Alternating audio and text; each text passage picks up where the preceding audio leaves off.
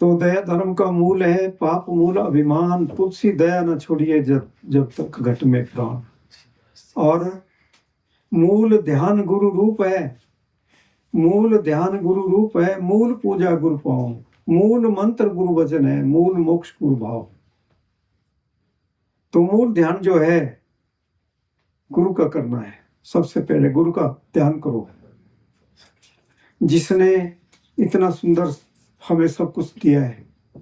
मूल ध्यान गुरु रूप है, मूल पूजा गुरु भाव।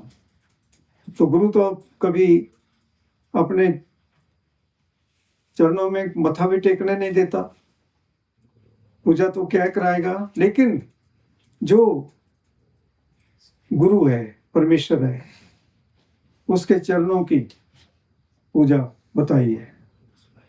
तो ये बहुत बड़ी, इसमें बड़ी मार्मिक बात है, जो अगर हमारी समझ में आ जाए तो फिर जीवन सफल है। आज इसमें बड़े आराम के साथ बैठे हैं सभी, और उस मालिक की याद में ऐसे ही रहें, उसको याद करते रहें। तो याद कैसे करना है, कान में अंगूठा लगा लो, धुन सुन लो और सुमरन का अभ्यास कर लो। और जितना भी धुन का अभ्यास करते हैं उतना ही आपके शरीर को आराम मिलेगा, सुख आएगा, और आपके कोई भी कष्ट हैं, शारीरिक कोई कष्ट हैं, वो भी दूर हो जाएंगे। क्योंकि ये सारे रोगों की दवाई है, सर्व रोग के अपना। कितना भी आप थके हैं या कितने भी आप किसी भी प्रकार से किसी रोग से ग्रसित हैं, तो जितना आप कमाई करते जाएंगे उतना ही आपको आराम मिलता जाएगा। इसका इतना बड़ा लाभ होता है। तो इसलिए हम ये करते रहें। तो सुमिरन का और धुन का अभ्यास जितना भी करते जाएंगे उतना ही आपको लाभ मिलेगा। जब तक ये जीवन है तब तक हमारा ये कार्य चलता रहे। तो तभी महापुरुष भी हमें समझाते हैं, सभी महापुरुषों ने समझाया है कि जब लग जरा रोग नहीं आया, विकल्प ही नहीं बाणी, भजले रे मन सारंग पानी, अब न भजस फिर कब भाई आवे अंत न बजा जाए। ए तेरे अवसर ए तेरे बार, घट भीतर तू देख विचार, कहत कबीर पुकार पुकार, बहुविध कह पुकार। तो कबीर साहब बड़े प्यार से समझा रहे हैं कि जब तक आपका ये शरीर निष्क्रांत है, इसमें ताकत है, तो आप 3-4-5 घंटे बड़े आराम के साथ उस मालिक को भज सकते हैं, जिसने इतना सुंदर जीवन दिया है और खाने पीने के लिए भोगों का रस दिया है, और किसी चीज़ की कमी नहीं छोड़ी है। हवा पानी हर चीज़ आपको फ्री मिल रहा है, उसकी तरफ से कोई टैक्स नहीं लगता, ये फ्री है। अगर फिर भी अगर हम उस कार्य को ना करें तो फिर क्या लाभ है। जब तक ये शरीर निष्क्रांत है तब तक वो काम हम करते चले जाएं, और अगर कोई रोग लग जाता है शरीर में तो फिर बड़ा मुश्किल हो जाता है, फिर कठिनाई हो जाती है। तो जब लग जरा रोग नहीं आया, विकल्प ही नहीं बाणी, जब वो समय आ जाता है, जब बुढ़ापा आ जाता है तो वाणी भी थरा जाती है, ये भी काम नहीं करती। तो भजले रे मन सारंग पानी, के सारंग पक्षी की तरह, जैसे वो सारंग पक्षी होता है जो कि उस स्वाति बूंद के लिए तरसता रहता है, प्यू प्यू करता रहता है, तो वैसे ही हम भी उस कार्य को करते रहें और आपको यहाँ भी सुख मिलेगा, और जब हम यहाँ संसार से जाएंगे तब भी सुख मिलेगा। तो अब ना बजस फिर कब भाई आवे अंत ना बजा जाए, ये तेरे अवसर तेरी बार। तो अगर अब नहीं बजेंगे, क्योंकि अभी तो कोई रोग नहीं लगा है, कोई किसी प्रकार की कोई परेशानी नहीं है, जीवन अच्छा है, तो बड़े आराम के साथ हम भजन कर सकते हैं। अगर अब नहीं बजेंगे तो फिर कब बजेंगे? जब हमारे शरीर में रोग लग जाएंगे, बुढ़ापा आ जाएगा, फिर तो बड़ा मुश्किल हो जाता है। तो अभी ये अवसर है, ये तेरे अवसर है, तेरे बात घट भीतर तू देख विचार। तो कबीर साहब कहते हैं कि अपने अंदर विचार करो कि अगर अब नहीं आपने को सनाम को बजा तो फिर कब बजेंगे? फिर कोई अवसर नहीं है। तो महापुरुष जितने भी आज तक आए, उन्होंने ही कहा कि आप जितना अपने लिए कुछ कर सकते हो उतना आपको लाभ है। यहाँ भी लाभ मिलेगा, जब जिस दिन हम इस संसार से जाएंगे तब भी लाभ मिलेगा। लेकिन पूर्व कर्म अंकुर जो प्रगटे, भेंट्यो रस विरागे, मीट्यो धेर मिलत जन्म मिलधर नानक जन्म जन्म की सोई जागी। तो जन्मों जन्मों की सोई हुई आत्मा जो जन्मों जन्मों से सोई पड़ी है, तो ये तभी जागती है जब कोई रसिक वैरागी, कोई पूर्ण महापुरुष मिल जाते हैं, उनका मिलाप हो जाता है, ये तभी जागती है। ऐसे नहीं, ऐसे तो पड़ी हुई है, बंधनों में बंधी है, मन प्रबल है, मन कहता है अब कॉफ़ी लेकर के आओ, अब चाय लेके आओ, अब ऐसा लेकर के आओ, अब वैसा लेकर के आओ, बस वही लगा हुआ है, खाने पीने का काम दिया है। लेकिन जिसने सब कुछ दिया है, जिसने भोगों का रस दिया है, सब कुछ दिया है आपको, अगर उसको नहीं बजेंगे तो फिर किसको बजेंगे? फिर किसको याद करेंगे? और ये बड़े भाग हैं जिसको जो पिछले अच्छे कोई कर्म आपके ऐसे हैं जिसके कारण आपको ये मनुष्य का चूल्हा मिला है। पूर्व कर्म अंकर जो प्रगटे, और उसके कारण मिला है। लेकिन उस रस विरागी उस महापुरुष को जो अपने जय दान ते भक्ति अरसो लैन मिलाए, जो जीवन का दान दे देते हैं, जो सदा का जीवन बना देते हैं, अगर आप नहीं भेंटेंगे, उनसे वो नाम प्राप्त नहीं करेंगे तो फिर कैसे होगा? तो फिर ऐसे इस संसार से खाली आया और खाली चले जाएंगे। पढ़ने पढ़ाने में लगे रहेंगे, कोई बड़े बड़े ग्रंथ पढ़ लेंगे, बड़े बड़े जो है वेद शास्त्र पढ़ लेंगे, लेकिन वेद शास्त्रों को पढ़ने से भी ज्ञान तभी होता है, उनमें भी जो ज्ञान है वो भी तभी हो सकता है जब गुरु मिलता है। बगैर गुरु के कोई ज्ञान नहीं होता। कोई भी ज्ञान है, ठीक है, वो विद्या आपके अंदर है, विद्या ददाति ज्ञानम, वो विद्या का ज्ञान आपके अंदर है, लेकिन जब तक गुरु नहीं मिलता तब तक वो विद्या उजागर नहीं होती।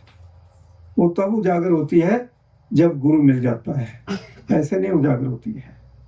तो इसलिए 4:18 9 पढ़े खटपट खोया मूल, सूरत शब्द चीने बिना जो पंछी चिंदूल। तो जो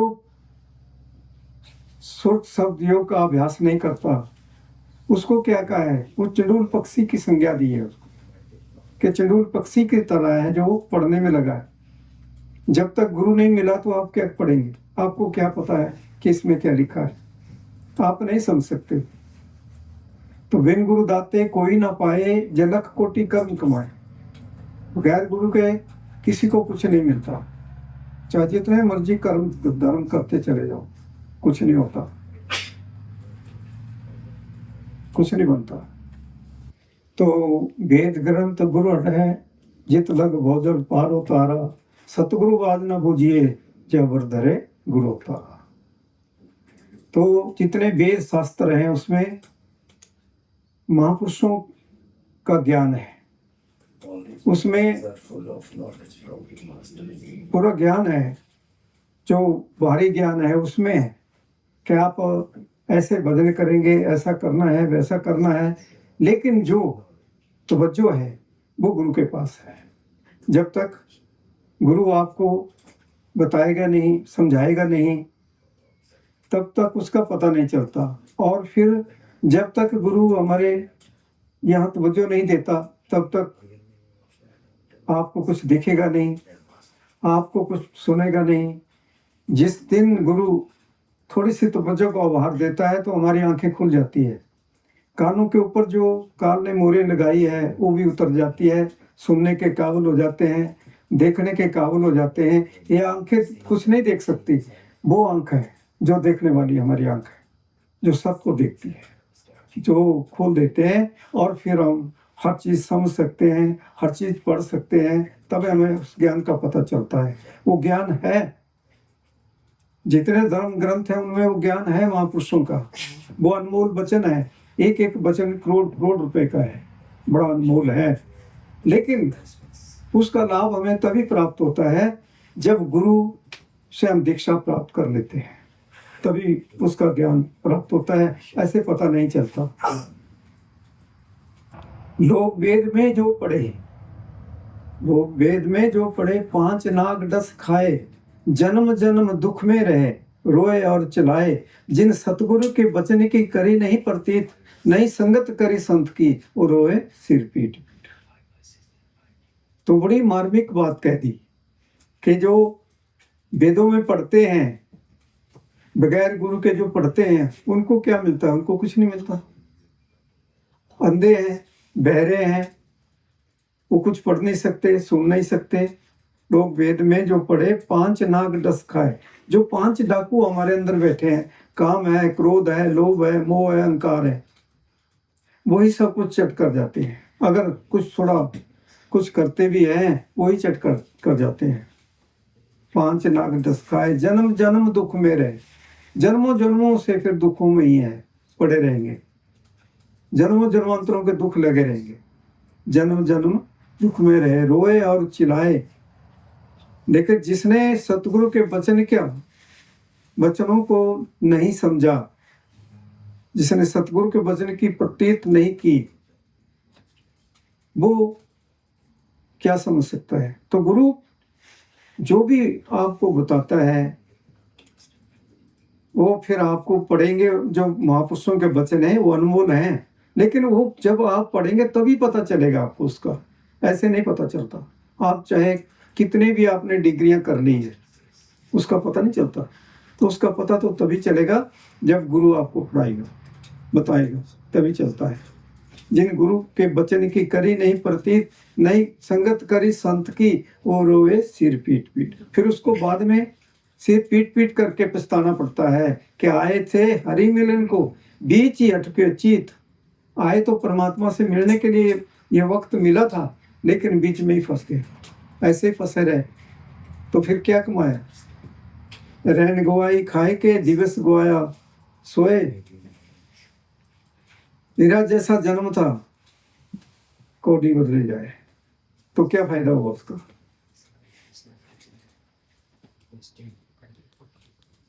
रात तो सो के गुजार देते हैं और दिन में खाने पीने में लगे रहते हैं, और फिर जो काम करना था, जिसके लिए हम आए थे, कुछ अपने लिए कुछ करने के लिए आए थे, वो तो किया नहीं। तो फिर खाली के खाली संसार से उठ गए।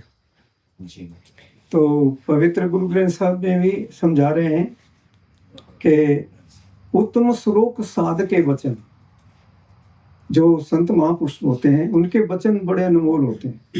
एक एक वचन करोड़ करोड़ रुपए का होता है। उत्तम श्लोक साध के वचन, अमलिक लाल रतन, सुनत कमावत होत उधार, आप तरे लोगा निस्तार, सफल जीवन सफलता का संग, जाके संग लागा हर रंग, जय जय शब्द अनाहत बाजे, सुन सुन आनंद करे प्रभु गाजे, प्रगटे गोपाल मंत के माथे, नानक उतरे तिनके साथ। तो कितनी सुंदर बात कह दी कि महापुरुषों के जो वचन होते हैं, संत महापुरुषों के वचन बड़े अनमोल होते हैं, बड़े मार्मिक होते हैं। एक एक वचन करोड़ करोड़ रुपए का होता है, अनमोल होता है। अमलिक लाल रतन, और उनको हीरे जवाहरातों से उनकी तुलना की है, लेकिन उनकी तुलना हीरे जवाहरात पत्थर है, उनके साथ नहीं हो सकती। वो वचन तो अनमोल होते हैं, बहुत बहुमूल्य, उसकी कीमत ही कोई नहीं चुका सकता, ना कीमत हो सकती है। अमले के लाल रतन सुनत कमात हो तो उदार। उन महापुरुषों के वचनों को सुनने से ही जिज्ञासु का उद्धार होता है, ऐसे नहीं होता, उसका कल्याण होता है। सुनत कमात हो तो उदार आप तरे लोगा निस्तार। आप तो महापुरुष भवसागर से पार ही होते हैं, लेकिन औरों को भी भवसागर से पार करने के लिए आते हैं। आप तरह लोगा निस्तार सफल जीवन, महापुरुषों का जीवन सफल होता है, औरों का जीवन भी वो सफल करने के लिए आते हैं। सफलता का संग जाके संग लागा हर रंग। तो उनका महापुरुषों का संग करने से क्या होता है, उनके नजदीक बैठे भजन करें, बहुत बहुमूल्य, बहुत उसका लाभ होता है, अनमोल, जिसका अंदाजा नहीं लगा सकता। जिसको धुन भी नहीं आती होगी उसको भी आ जाएगी, जिसका भजन नहीं बनता होगा उसका भजन बन जाएगा, जिसको कुछ दिखता नहीं उसको भी दिखना शुरू हो जाएगा।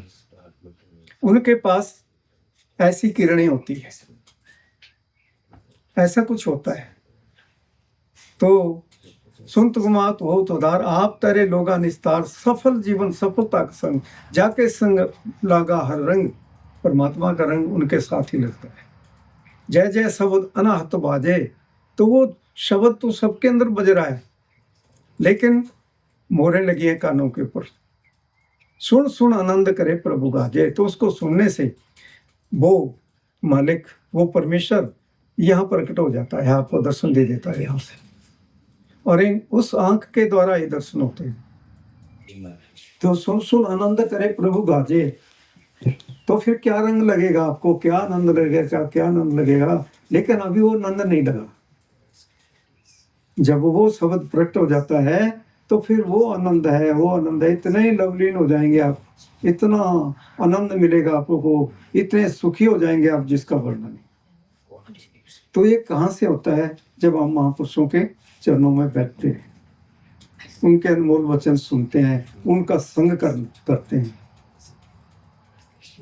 संत का संग बड़ भागी पाइए, संत के संग हर नाम ध्याइए, संत का संग लागे मीठा, संत के संग प्रभु पग पग डीठा। तो संतों महापुरुषों का जो संग होता है ये बड़े भागों से मिलता है। पूर्ण महापुरुषों का संग तो बड़े भागों से मिलता है। वो कहाँ मिलते हैं ऐसे, वो कोई बहुत नहीं होते, वो कोई एक होता है, एक होता है। सियों के नेड़े नहीं, हंसों के नहीं पात, लालों के नहीं बुरिया, साधना चले जमात। उनकी बड़ी जमातें नहीं होती, वो एक ही होता है। जैसे लाल भी एक ही होता है, वो एक ही होता है। तो ऐसे महापुरुषों का संग बड़े भाग्य से मिलता है। संत का संग बड़े भाग्य पाइए, संत के संग हर नाम दइए, संतों के संग अगर उस नाम को भजने का अवसर मिल जाए, बैठने का अवसर मिल जाए, तो उससे बड़ी कोई चीज नहीं है संसार में, कोई वस्तु नहीं है संसार में उससे बड़ी, ये चीज है। लेकिन हमें पता नहीं चलता इस चीज का। कृपाल सिंह जी आए, महाराज ठाकुर सिंह जी आए, ईशा जी आए, उन्होंने भी बहुत समझाया, लेकिन किसी के समझ में बात नहीं आई। तो ईशा जी ने एक बड़ी सुंदर अपने अनमोल वचनों में, उनका एक एक वचन करोड़ करोड़ रुपए का है, बड़ा अनमोल है। तो उनके वचन बहुत बहुमूल्य है। तो अपने वचनों में समझा रहे हैं, in the beginning was the word and the word was with God and word was God, the son was in the beginning with God, all things were made by him and without him was not made anything that was made। तो कितनी सुंदरता के साथ उन्होंने ये उपदेश दिया, ईसा जी का उपदेश, कि आप मेरे भादो बच्चों उस शब्द को सुनो और यहाँ उस लाइट को देखो, जो आपके अंदर प्रकाश हो रहा है उसको देखो और उस शब्द के साथ जुड़ो। तो cloth string light and all harmonium, जो रागों का राग है शब्द, जो सबके अंदर हो रहा है, उसको सुनो। उसको सुनने से ही हमारा जीवन का निर्माण होता है। कोई खाने पीने से नहीं होता, पुष्ट उसी से होते हैं। अगर पुष्टि मिलती है तो उसी से मिलती है, खाने पीने से पुष्टि नहीं मिलती। कोई कहता है ऐसा खा लो, ऐसा कर लो, आपको बहुत ताकत मिल जाएगी, लेकिन सबसे बड़ी ताकत वो है, बहुत ऊर्जा है उसके अंदर। तो ईसा जी का उपदेश बहुत सुंदर उपदेश है। महापुरुषों का सबका ही वो एक ही होते हैं, कपड़ा बदल लेते हैं। ईसा जी कहीं नहीं गए, वो सदा सदा से हैं, हमारे साथ हैं, वो कभी कहीं नहीं जाते। एक कपड़ा बदलते हैं, शरीर रूपी कपड़ा, और दूसरे में आ जाते हैं। गुरु नानक देव जी ने अपनी वाणी में भी बड़े सुंदर ढंग से समझाया कि आनंद सुनो बड़ भागियो, ये पवित्र गुरु ग्रंथ साहब जी में अंकित है।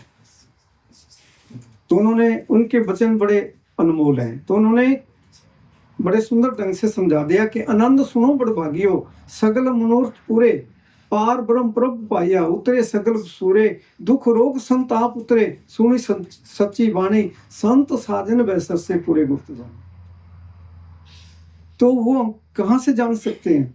जो पूर्ण महापुरुष होते हैं, उनसे ही हम उस चीज को प्राप्त कर सकते हैं, उनसे ही जान सकते हैं, ऐसे नहीं जान सकते। और कितना सुंदर ढंग से समझा दिया कि वो आनंददायक वाणी, उस आनंददायक वाणी को सुनो। आनंद सुनो बड़ भाग्यो, सगल मनोरथ पूरे। और फिर उस वाणी को सुनेंगे तो क्या है, आप पार ब्रह्म प्रभु को पालेंगे, परमेश्वर को पालेंगे। पार ब्रह्म प्रभु पाया, उतरे सगल सूर्य, कहते हैं सब दुख रोग संताप उतर गए, आनंददायक जीवन हो गया। और ये पूरे गुरु से प्राप्त होता है, अधूरा गुरु नहीं दे सकता। गुरु नानक साहब एक बात और समझा रहे हैं, बड़ी मार्मिक है कि जागो रे जिन जागना, अब जागने की वार, फिर क्या जागो नानका, जब सोए पांच साल।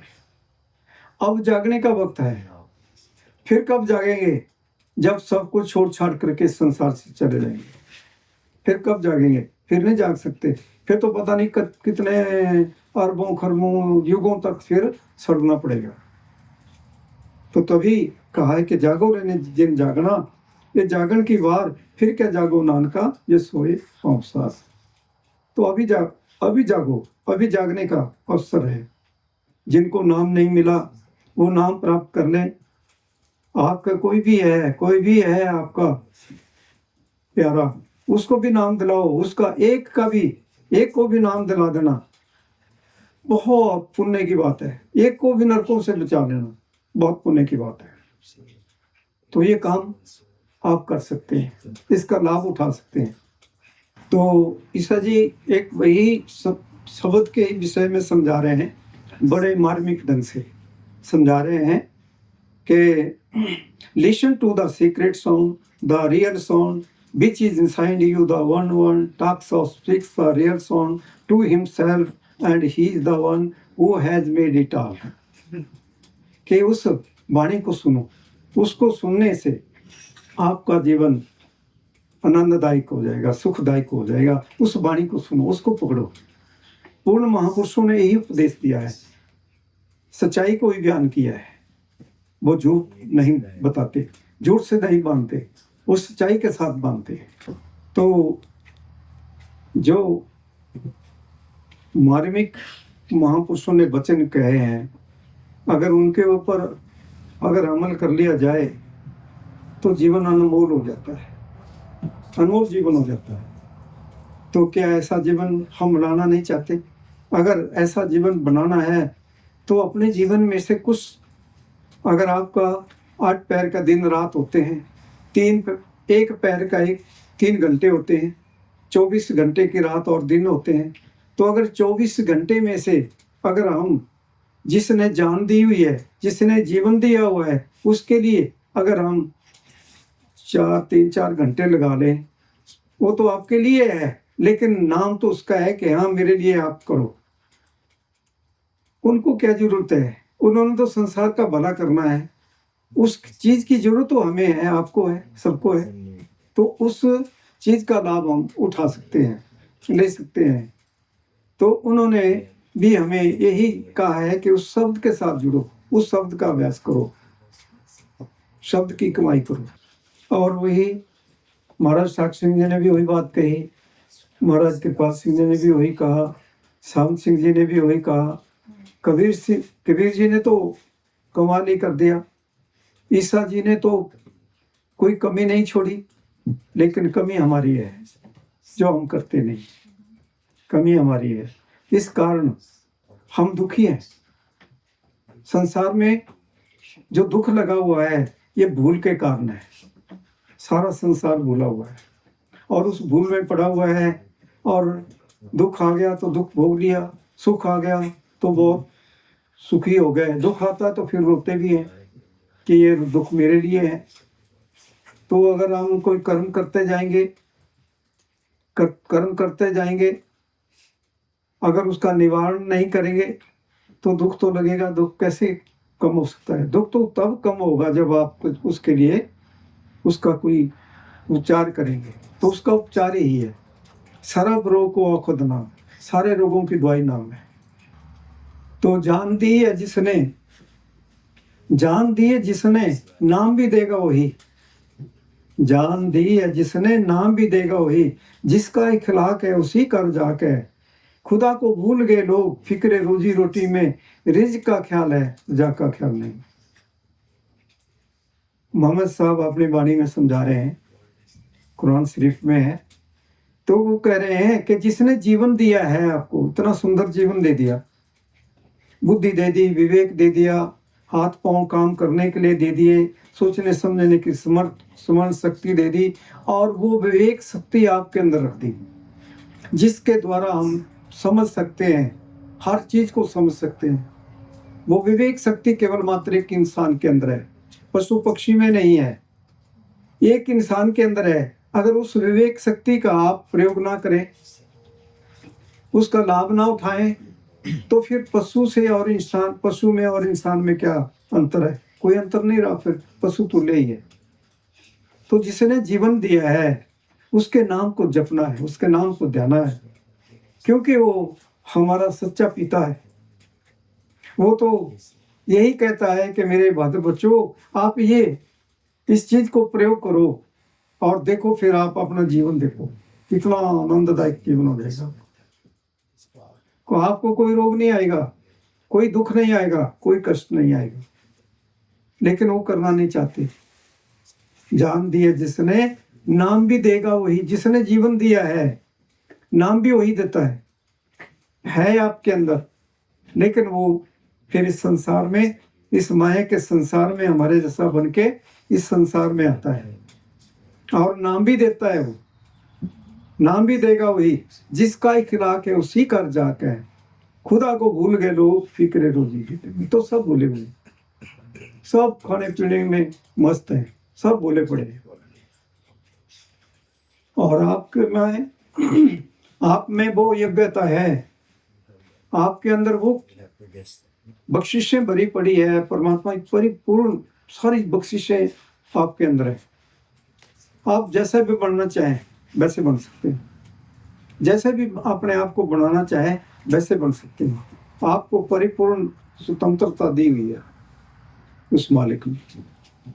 तो आप में वो ताकत है कि आपको कोई फ्लाइट में नहीं बैठना पड़ेगा, ट्रेन में नहीं बैठना पड़ेगा, या कहीं कार में नहीं बैठना पड़ेगा। आपको तो बस थोड़ा सा ध्यान लगाना है और आप जहां आपने पहुंचना है वहां पहुंच जाएंगे। आप ऐसे हैं, बिन पग चले सुने बिन काना, बिन पग चले सुने बिन काना, कर बिना कर्म करे विधिनाना। तो बगैर पाँव के चलना है, बगैर हाथों के करना है, और बगैर जीवा के बोलना है। इस शरीर की जरूरत नहीं पड़ती। फिर ये तो शरीर मिट्टी है, इसमें कोई जान नहीं है। लेकिन जान जो है वो सब कुछ कर सकती है। जो जान है वो कभी खत्म नहीं होती।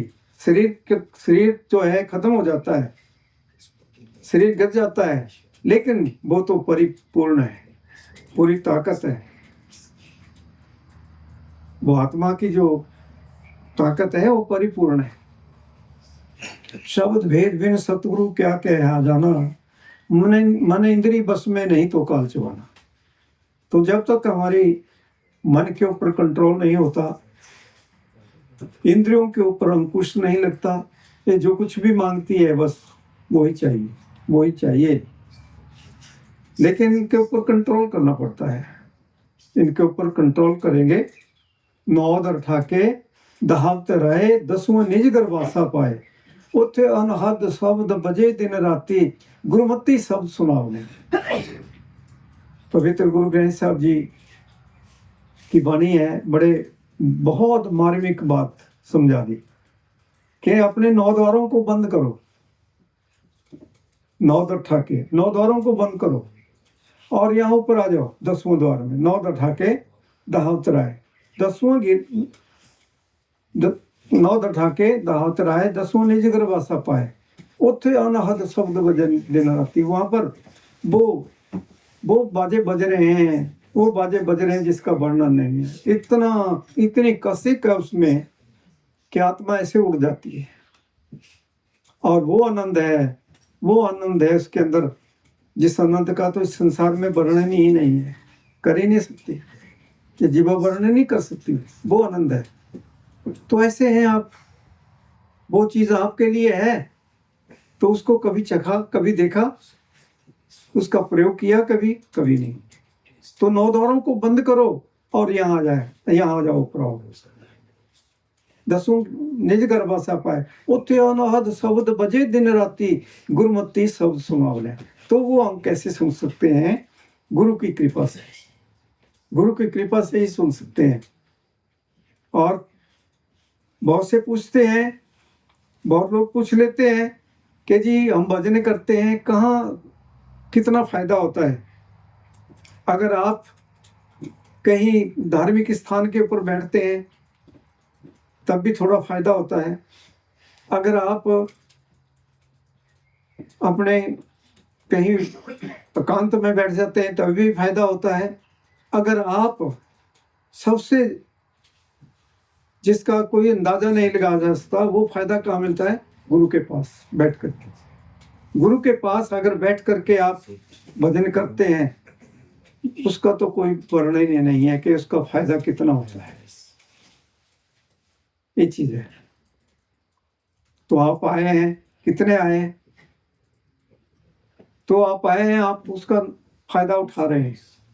कोई ऐसा नहीं है कोई कह दे कि मुझे धुन नहीं आई, कोई ये कह दे मुझे दिखा नहीं। सब बारिश बरसती है, टिलों पे बरसती है, पहाड़ों पे बरसती है, लेकिन वो पानी नीचे आ जाता है। नीचे आ जाता है, क्यों आ जाता है? ऊंचे पानी ना टिके, नीचे ही ठहराए, गौरा हो सो भर पिए, ऊंचा प्यासा जाए।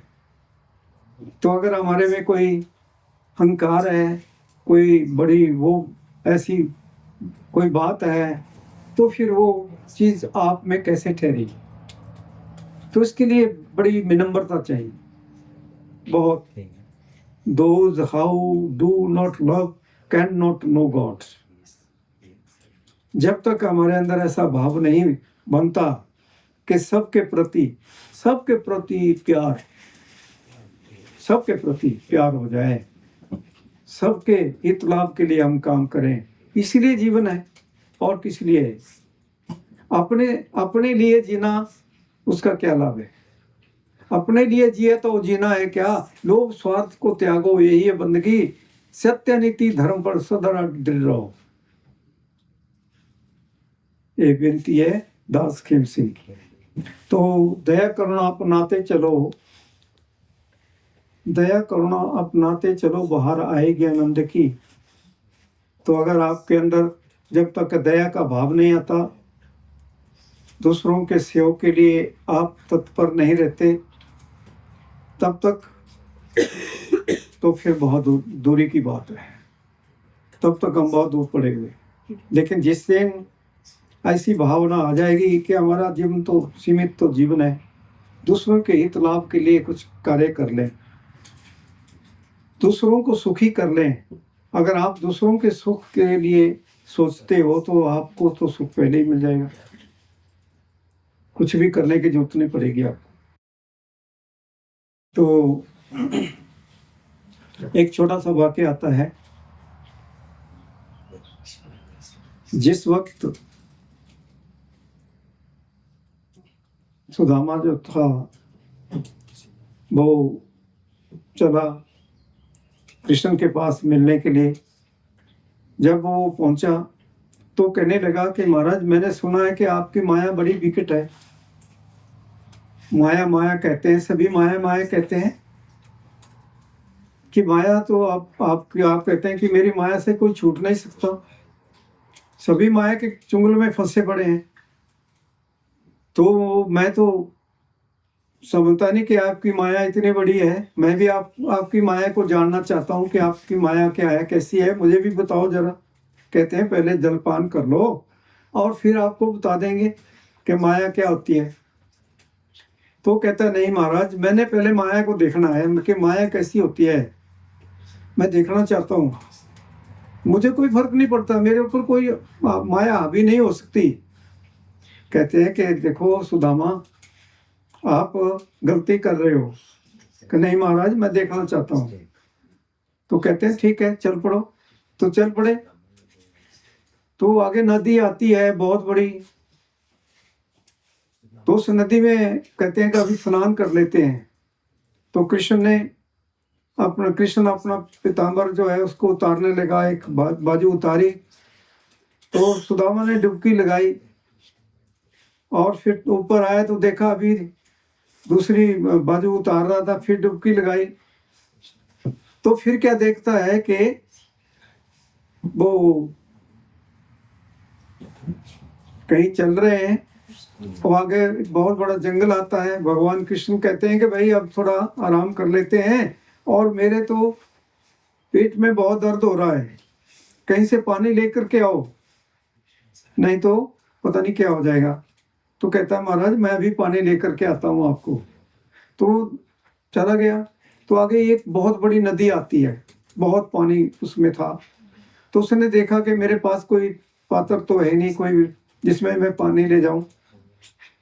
तो कहता है कि चलो थोड़ा आगे चल के देखता हूँ। तो आगे जब गांव में गया, एक गांव में जब पहुंचा तो क्या देखता है, वहां दरवाजा बंद है, एक घर है उसका दरवाजा बंद है।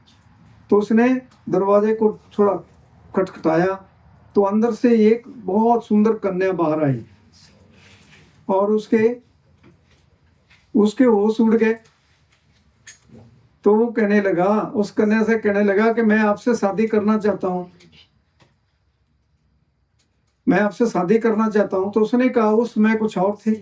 तो उसने कहा कि मेरे माता पिता कहीं बाहर गए हुए हैं, वो आएंगे तो जैसे वो कहेंगे वैसा ही होगा। तो पूछा कितनी देर में आएंगे, कि अभी शाम तक आएंगे। तो भूल गया, माया नाम भूल का है। वो भूल गया कि देखो मेरे प्रभु के पेट में दर्द हो रहा है और मुझे पानी के लिए भेजा है, और वो जंगल में बैठे हुए हैं और मैं यहाँ माया में फंस गया आके। तो वो बैठा रहा, पूरा दिन बैठा रहा, सब कुछ भूल गया। और जब शाम हुई तो उसके माता पिता आ गए। तो उसने कहा कि मैं आपकी बेटी से शादी करना चाहता हूँ। तो वो कहने लगे बड़ी अच्छी बात है, हमें तो घर बैठे ही लड़का मिल गया, शादी कर देंगे। तो शादी हो गई दोनों की, एक बच्चा हुआ, दूसरा हो गया। अब भगवान कृष्ण ने सोचा कि देखो वो तो माया में फंस गया, अब वो मुझे भूल गया। माया तो ऐसी होती है, सारा संसार माया में भूल जाता है, परमेश्वर को भूल देता है, कभी याद नहीं करता। अगर याद करे तो उसको दुख कैसे आए। दुख तदे जब बिसर जाए, दुख तब आता है जब हम उसको विसार देते हैं। तो चलो मेरा भक्त है, मैं उसको अब छुड़ा देता हूँ माया से। तो वहां पर बहुत बारिश हो गई और वहां बड़ी प्रलय आ गई, बहुत बाढ़ आ गई, तो लोग डूबने लगे उस गांव में। तो उसने क्या किया, अपने दोनों बच्चों को एक कंधे के ऊपर, दूसरे कंधे के ऊपर अपनी पत्नी को पकड़ा और चल पड़े। आगे वो नदी थी, अब उसको पार करना था। अगर उसको पार करते तो बच जाते, अगर पार नहीं करते तो डूब जाते। तो अब उसने सोचा कि अब चलो चलते हैं, पार निकल जाएंगे। तो जैसे थोड़ा आगे गए तो पानी का बहाव आया आया और उसको थोड़ा सा झटका लगा और बच्चा नीचे गिर गया। तो बड़ा छटपटाया कि मेरा बच्चा पानी में बह गया। अब थोड़ा आगे गया तो जोर का भाव फिर आता है, दूसरा भी बह गया और फिर बड़ा छटपटाया कि मेरे दोनों बच्चे बह गए, अब क्या होगा। तो सोचने लगा कि चलो कोई बात नहीं, अभी तो हम हैं, बच्चे और हो जाएंगे। तसल्ली कर ली तो फिर चले। थोड़ा आगे गया तो आगे पत्नी भी, पानी का बहाव आया और वो भी बह गई। तो फिर बड़ा वहाँ बहुत चीखा पुकार की, बड़ा कुछ किया कि परमेश्वर हे परमात्मा, मेरा परिवार उजाड़ दिया, ये क्या कर दिया आपने।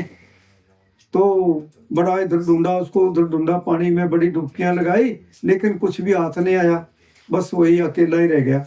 तो फिर बाहर निकला तो फिर उसको ध्यान आया, माया से छूट गया। फिर उसको ध्यान आया कि देखो मेरे प्रभु जंगल में बैठे हुए हैं और मैं पानी लेने के लिए आया हूँ, मेरे 2 बच्चे भी हो गए, इतना समय गुजर गया और वो वहां इंतजार कर रहे होंगे। तो फिर पानी लेकर के वहां पहुंचा। कहते हैं कि सुदामा, मेरी माया देखिए आपने कैसी है, पता लगा आपको मेरी माया का। ऐसी होती है माया, ये सारा संसार माया का है। देवी ऐसा गुणमयी मम माया दुर्त्या माँ में वे प्रबद्धते माया में था तरंती थे। तो माया से कोई भाग्यशाली बचता है जो गुरु के चरणों में पूरा विश्वास रखता है, वही बचता है। जो गुरु के वचनों के ऊपर फूल चढ़ाता है वही बचता है माया से। नहीं तो माया सबको खा जाती है। माया सबको खा गई तो सबको खा जाती है। तो ऐसी माया होती है। तो उस माया से कोई भाग्यशाली बचता है और जो बच जाता है उसका जीवन सफल हो जाता है। लेकिन बचता वही है जो भजन सिमरन करता है और गुरु के ऊपर पूरा विश्वास करता है, वही बचता है। बाकी सब डूबे जा रहे हैं, सभी डूबे जा रहे हैं, कोई नहीं बचता। आए हैं सो जाएंगे, राजा रंग फकीर, एक सिंहासन चढ़ चले एक वादी जाएंगे। तो जिसका जन्म हुआ है वो उसने एक दिन तो जाना ही है। लेकिन अगर हम वो कार्य कर लें, अपने जीवन को बड़ा अच्छा बना लें, तो फिर आप उस सिंहासन के ऊपर बैठ करके जाएंगे, फिर बड़े आराम के साथ जाएंगे, गुरु की गोदी में बैठ के जाएंगे। गुरु लेने के लिए आता है और क्या बाजे बजेंगे, क्या आनंद लगेगा जिसका वर्णन नहीं। उस आनंद का यहाँ वर्णन नहीं है, कोई वर्णन नहीं कर सकता। वो ऐसा आनंद है, वो आनंद लगता है फिर। और वो तभी होता है जब आप कमाई कर लेंगे और आप यहाँ ऊपर आ जाएंगे, यहाँ से ऊपर आ जाएंगे, आप चल पड़ेंगे। आपके अंदर 2 ताकतें हैं, नीरत और सूरत। ये 2 ताकतें जब हमारे अंदर जाग जाती है तो फिर कहते हैं, कहा है कबीर साहब ने कि नृत्य बिना सूरत आंदरी, नृत्य बिना सूरत आंदरी, कहो कहाँ को जाए, द्वार ना पाए शब्द का फिर भटका खाए। तो नृत्य बिना सूरत आंदरी, तो नृत्य देखने, सूरत देखने वाली है, आत्मा सुनने वाली है। आत्मा सुनने वाली है और नृत्य देखने वाली है, ये 2 ताकतें हैं। तो ये फिर जब ये 2 ताकतें वहाँ प्रकट हो जाती है तो फिर उसके आगे फिर सार शब्द प्रकट होता है। तो सार शब्द जो है उसमें इतनी बड़ी कसिक है, इतनी बड़ी कसिक है, इतनी खेंच है कि जिसका वर्णन है, वो आनंद है।